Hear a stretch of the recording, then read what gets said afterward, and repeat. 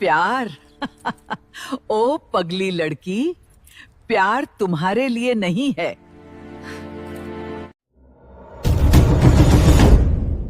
दुनिया में दो शब्द ऐसे हैं जो एक दूसरे के विपरीत ध्रुवों पर खड़े नजर आते हैं, वैश्या और मोहब्बत।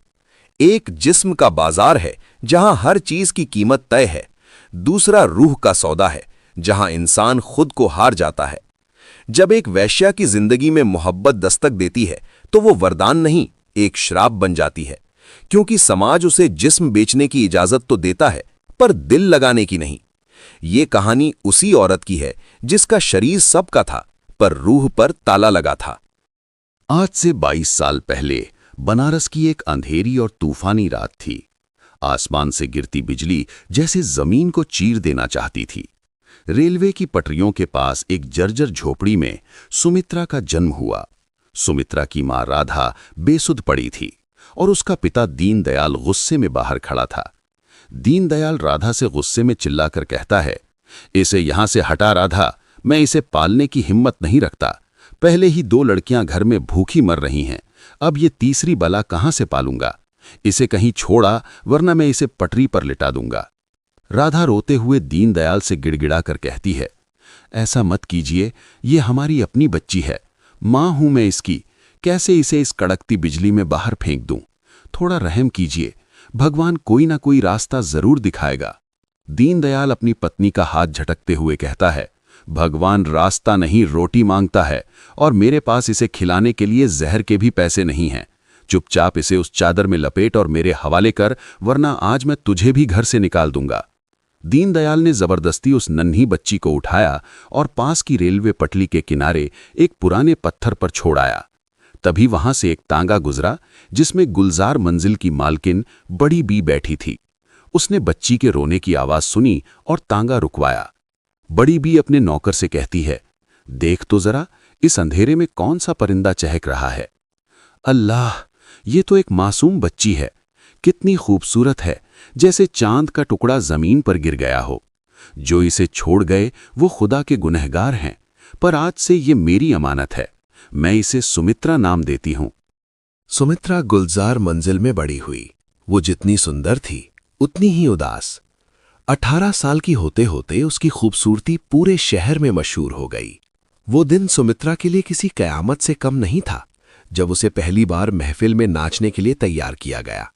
सुमित्रा आईने में खुद को देखते हुए बड़ी बी से कहती है, बड़ी बी, क्या ये भारी गहने और ये चटक रंग ही मेरी पहचान है? क्या मेरा वजूद सिर्फ इन घुंघरुओं की आवाज तक ही सीमित रहेगा? क्या मैं कभी उन आम लड़कियों की तरह नहीं जी सकती जो बाहर आजाद घूमती है? बड़ी बी सुमित्रा के सिर पर हाथ रखकर धीमे से कहती है, मेरी बच्ची, हम जैसे फूलों की किस्मत में महकना नहीं बल्कि कुचला जाना लिखा होता है। जिस बाजार में हम रहते हैं वहां आजादी की कीमत जान देकर चुकानी पड़ती है। आज तेरी पहली महफिल है, मुस्कुरा और दुनिया को दिखाने की तो हुस्न की मलिका है। सुमित्रा उस रात नाची और उसके बाद हर रात उसका जिस्म किसी न किसी अजनबी के हाथों में होता। 22 साल बीत गए। सुमित्रा अब इस पेशे की सबसे बड़ी हस्ती बन चुकी थी, पर अंदर से वो उतनी ही खोखली थी। एक दोपहर सुमित्रा अपनी सहेली चंदा के साथ छत पर बैठी थी। चंदा भी उसी दलदल का हिस्सा थी। सुमित्रा दूर उड़ती एक पतंग को देखते हुए चंदा से कहती है, चंदा, क्या कभी तुझे ऐसा लगता है कि हम इंसान नहीं बल्कि कठपुतलियां हैं जिसकी डोर किसी न किसी मर्द के हाथ में होती है, कभी भूख के नाम पर तो कभी मजबूरी के नाम पर। चंदा गहरी सांस लेकर सुमित्रा से कहती है, सुमित्रा, तू बहुत ज्यादा सोचती है। हम वेश्याएं हैं और हमारा काम है लोगों का मनोरंजन करना। प्यार, इज्जत और घर, ये सब हमारे लिए नहीं बने। इन बातों को सोचकर अपना दिल मत जला।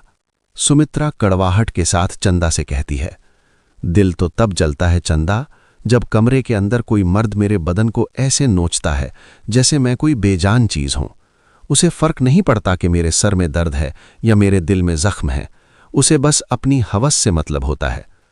क्या कभी कोई ऐसा मिलेगा जो मेरा हाथ पकड़े और कहे कि सुमित्रा, आज तू आराम कर, मुझे बस तेरी बातें सुननी है। उसी रात सुमित्रा एक अमीर ग्राहक के साथ कमरे में थी। वो शख्स नशे में पूरी तरह चूर था। ग्राहक सुमित्रा का हाथ जोर से मरोड़ते हुए उससे कहता है, सुमित्रा, सुना है तुम्हारी एक रात की कीमत बहुत ज्यादा है, पर आज मैं देखूंगा कि तुम में ऐसा क्या खास है। नाचो, और तब तक नाचो जब तक मैं न कहूं। सुमित्रा दर्द को छुपाते हुए उस ग्राहक से कहती है, साहब, पैसा दिया है तो नाच भी देख लीजिए, पर याद रखिए आप सिर्फ मेरा वक्त और मेरा नाच खरीद सकते हैं। मेरी रूह आज भी मेरे पास है। ग्राहक हंसते हुए सुमित्रा से कहता है, रूह? तुम जैसी औरतों की रूह नहीं होती।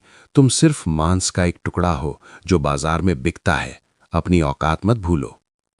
सुमित्रा चुप रह गई। उसकी आंखों से एक आंसू टपका, जिसे उसने तुरंत पोंछ लिया। वो जानती थी कि यहां आंसू बहाने की कोई कीमत नहीं मिलती। सुमित्रा की जिंदगी के 22वें साल में एक शनिवार की शाम महफिल में एक नया चेहरा दिखा। उसका नाम वंशज था। वंशज के चेहरे पर एक अजीब सा ठहराव था, जो उस कोठे के शोर शराबे से बिल्कुल अलग था। वो सादे सफेद कुर्ते में था और कोने में बैठकर बस सुमित्रा को देख रहा था। जब महफिल खत्म हुई, सुमित्रा उसके पास गई। सुमित्रा पेशेवर अंदाज में वंशज से कहती है, साहब, आप बहुत देर से चुपचाप बैठे हैं। क्या महफिल पसंद नहीं आई, या फिर सुमित्रा का हुस्न आपको बांध नहीं पाया? वंशज शांत आवाज में सुमित्रा से कहता है, हुस्न तो लाजवाब है सुमित्रा जी, पर मुझे महफिल से ज्यादा आपकी खामोशी में दिलचस्पी है। क्या हम कहीं अकेले बैठकर बात कर सकते हैं? सुमित्रा उसे अपने कमरे में ले गई। कमरे में जाते ही सुमित्रा ने अपनी कमीज के बटन खोलने चाहे। वंशज तुरंत सुमित्रा का हाथ रोकते हुए उससे कहता है, नहीं सुमित्रा जी, मैं यहां आपके जिस्म के लिए नहीं आया हूं। कृपया अपनी गरिमा बनाए रखें। मैं सिर्फ आपसे बात करना चाहता हूं। क्या आप बैठेंगी? सुमित्रा स्तब्ध रह गई। उसने आज तक ऐसा कोई ग्राहक नहीं देखा था जिसने उसे कपड़े उतारने से रोका हो। सुमित्रा हैरानी से वंशज से कहती है, बातें? मुझसे लोग सिर्फ बिस्तर की बातें करते हैं साहब। आप कौन हैं और मुझसे क्या सुनना चाहते हैं? वंशज कुर्सी खींचकर बैठते हुए सुमित्रा से कहता है, मैं एक लेखक हूं। मैं लोगों की कहानियां लिखता हूं, पर जब मैंने आपको पहली बार देखा तो मुझे लगा कि आपकी आंखों में एक ऐसी कहानी छिपी है जिसे दुनिया को जानना चाहिए। सुमित्रा, क्या आप मुझे अपनी वो कहानी सुनाएंगी जो आपने आज तक किसी को नहीं बताई? उस रात सुमित्रा ने पहली बार किसी को अपनी वो दास्तान सुनाई। रेलवे की पटरी वाली कहानी, अपने माँ बाप का जिक्र और वो 22 साल का नर्क। वंशज ने उसे एक बार भी गंदी नजर से नहीं देखा। सुमित्रा अपनी बात खत्म करते हुए वंशज से कहती है, अब तो आप जान गए होंगे कि मैं कितनी अपवित्र हूं। क्या अब भी आपको मुझसे बात करना अच्छा लग रहा है? वंशज सुमित्रा के पास जाकर धीरे से उसके सिर पर हाथ रखकर कहता है, पवित्रता मन में होती है सुमित्रा, शरीर में नहीं। आपने जो सहा है वो कोई आम औरत नहीं सह सकती। आप बहुत साहसी हैं। मैं कल फिर आऊंगा। क्या आप मेरा इंतजार करेंगी? वंशज वहां से चला गया। सुमित्रा खिड़की पर खड़ी होकर उसे गली के मोड़ तक जाते हुए देखती रही। उसके दिल में एक अजीब सी हलचल थी, एक ऐसा एहसास जो उसने पहले कभी महसूस नहीं किया था। अगली सुबह बड़ी बी सुमित्रा के पास आई। बड़ी बी सुमित्रा से शक के अंदाज में पूछती है, सुमित्रा, वो लड़का कौन था? कल रात कमरे से किसी तरह की आवाज नहीं आई, बस फुसफुसाहट सुनाई दे रही थी। क्या वो तुझे कोई धोखा देने की कोशिश कर रहा है? सुमित्रा बड़ी बी से खाली नजरों के साथ कहती है, वो धोखेबाज नहीं था बड़ी बी। वो शायद पहला ऐसा इंसान था जिसने मुझे देखने की जगह सुनना चाहा। क्या ये मुमकिन है कि कोई एक वेश्या से भी इज्जत से पेश आए? बड़ी बी जोर से हंसते हुए सुमित्रा से कहती है, पागल मत बन। ये मर्द बहुत चालाक होते हैं। वे पहले दिल जीतते हैं और फिर उसे पैरों तले रौंद देते हैं। अपनी मर्यादा और अपना पेशा मत भूल सुमित्रा, वरना बहुत पछताएगी। सुमित्रा चुपचाप खिड़की के बाहर देखने लगी। उसके मन में कई सवाल थे। क्या वंशज सच में अलग है? क्या एक वैश्य को भी प्यार करने का अधिकार है? क्या यह मोहब्बत सुमित्रा की जिंदगी में उजाला लाएगी या उसे और भी गहरे अंधेरे में ढकेल देगी? सुमित्रा के मन में बहुत सवाल थे। वो आईने में देखकर खुद से कहती है, 22 साल से ये जिस्म सबका था, पर आज पहली बार लग रहा है कि ये दिल मेरा नहीं रहा। क्या ये वही एहसास है जिसे लोग इश्क कहते हैं? पर एक वेश्या के लिए इश्क का मतलब सिर्फ और सिर्फ तबाही है।